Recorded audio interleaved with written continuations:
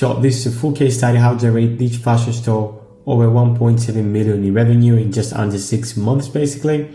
And this case study really applies to any store, I would say, and even high ticket leads and businesses. I'm going to go into fundamentals, the whole strategy behind it, the whole thing behind it, where that specific business was revenue wise, and how I helped him took it to just under 6 months to 1.7 million. So let me just jump straight into it. I think this will be a super valuable video for your specific business, how you can actually scale your own business. So just to be clear here, this client went from plateauing at 80K a month with scaling, had huge issues with CPA and new customer acquisition, and it was really just confused what to do to actually scale.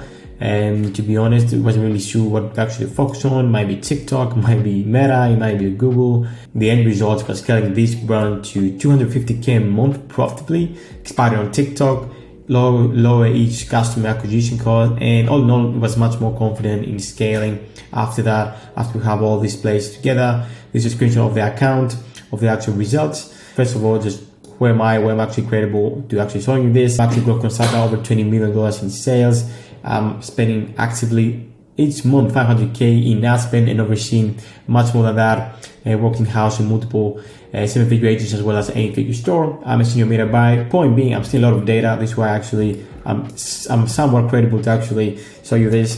But let me actually jump into the actual case study. Now, the main bottlenecks when I actually saw this brand, 9 times out of 10 that I audit accounts is that specific problem. They don't have a testing and scaling process and a repeatable actual winning testing and scaling process, to be rather direct here, because they just get content, they throw it into the account, they're hoping that it will work.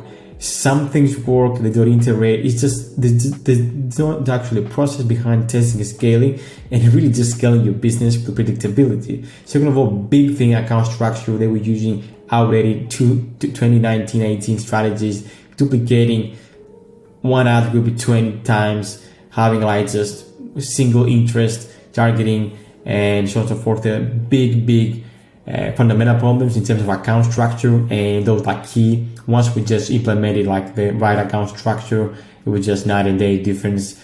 And then number 3 was the creative. They had no direct response or iteration process. They have no idea what exactly works in their niche.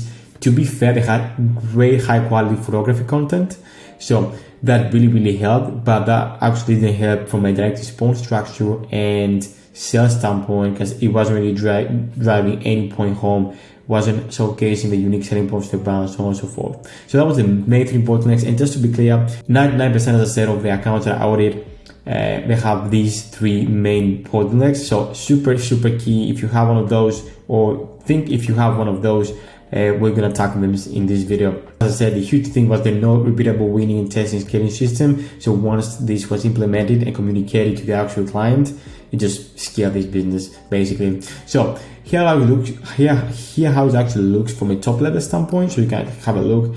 Phase 1, I like to do is research. I follow an 8-step, very thorough process. Everyone tends to actually skip this process. I tend to do it as well because it's boring. Just be honest, we're just gonna straight into the account, just launch some ads.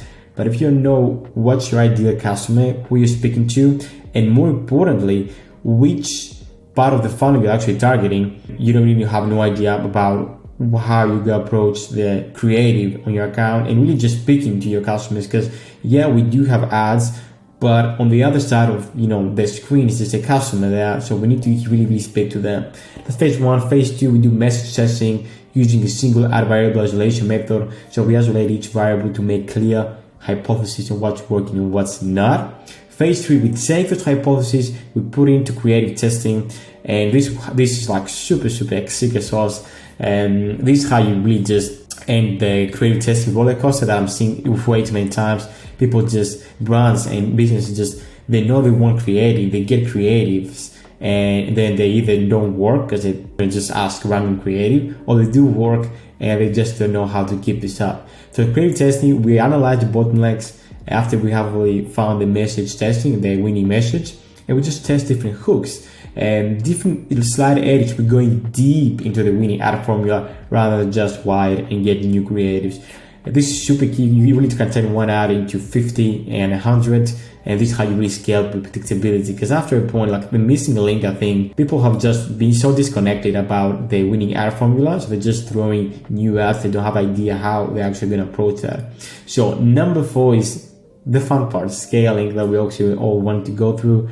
This is how we scale predictably. Obviously, if you have done all this work, this is much easier to do. It just puts you more spend behind winning elements, and obviously throwing some actual strategies and advanced strategies, and obviously taking into account how the business from a backend standpoint holds in that scale. But that's the whole testing scaling structure from top level. Obviously there's very specific stuff that goes into it, but let me actually go what we actually did immediately. Like first few weeks, we first of all simplify the meta account structure into 3 core campaigns: testing, scale, remarketing. When testing campaign is the creative testing sandbox, we test creatives there basically, so we can have clear insight what's working, what's not, that then we can actually promote into a core scaling environment, so a different core campaign that can actually scale. And we also focus on the marketing campaign. It has this specific one had a large SKU range, so DPA ads actually work very well from the start. So just to be clear, this was the simplified meta account.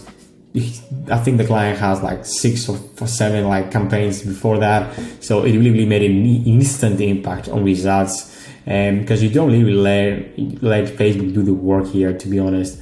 We also focus on broad demo targeting, interest tags, and lookalikes, not any other thing. Especially broad demo targeting seems working well along with interest tags. I like to test some lookalikes, mostly based off a customer list or LTV list, because those are not having impacted by iOS 14 updates. Also, we've got a quick iteration of current creative to be more direct response structure. So we took the best performance, we throw them with a bit more direct response structure. I'm going to show you examples exactly. So it will highlight the unique selling points of the brands, because other than that, we're just selling like any other brand basically.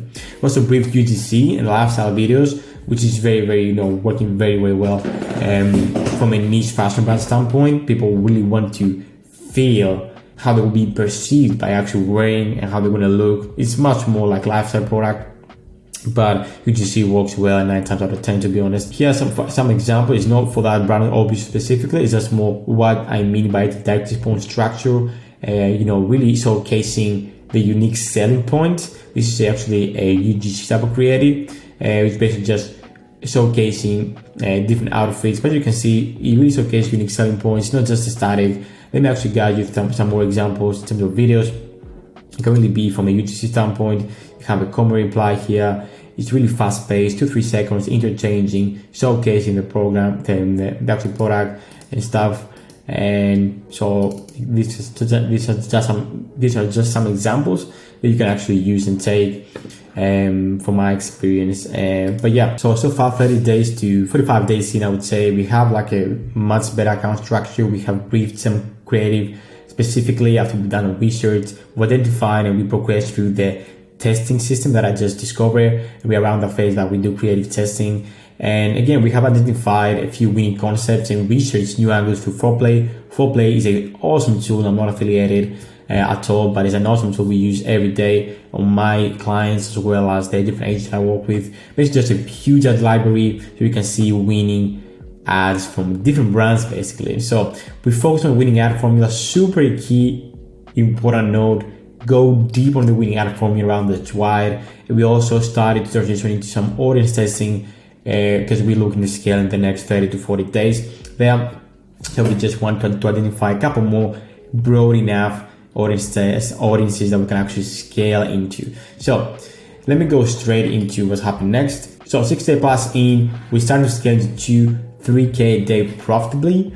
And we activated also TikTok a low budget, which was insane. It's a great, it has like almost all the time has a great impact in blended metrics. It looks meta, it makes look meta in Google much better because you just flood the top of funnel with new traffic basically, which really help with meta and retargeting as well.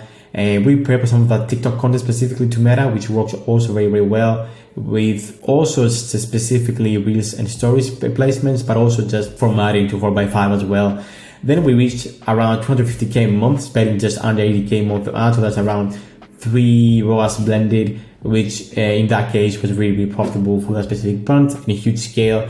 obviously we couldn't actually scale much further in the meantime because due to the lift in performance, and it really just lifted the back end. So the business had to hire new stuff and also just some stock issues. So that's another thing that I want to mention here. It's not just scaling, it's really just having clarity of your whole backend, how much you can scale.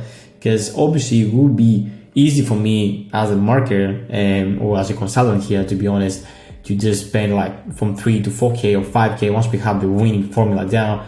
But what that would mean from a business standpoint, that they might have a lot of refunds, they might have a lot of customers like being unhappy because due to the scale, the backend wasn't really supporting the scale in the front end. So super key lesson here as well. I had to learn in the previous instance, the hard way, because I scaled too hard and the business couldn't handle it in the previous occasion again, and that didn't really wasn't cool. So that's pretty much it for 30 days in. Just so a quick result from the TikTok ads results as well. Spent just 5K in I think it was just under a month.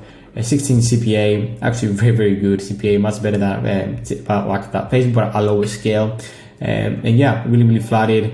And just want to end this, how you can actually take this for your specific business. I just want to make like a case study for no reason. Is really how you can actually take the key action proof situation. I would go and say, first of all, ask yourself, are you following a repeatable testing and scaling process that really just, you can have clarity on what's working, what's not, and if it is scaling to 2, 3, 5K a day consistently? Do you know your ideal customer and done research before crafting your ads? Are you complicating your account setup? These 3 basic questions I would just ask before anything else. Yeah, I think that's super key. I know it's not like maybe the question you want to scale and you want to hear, like you might want to hear like a quick scaling tactic, but after you got this will actually scale your business, to be honest. So that's pretty much it.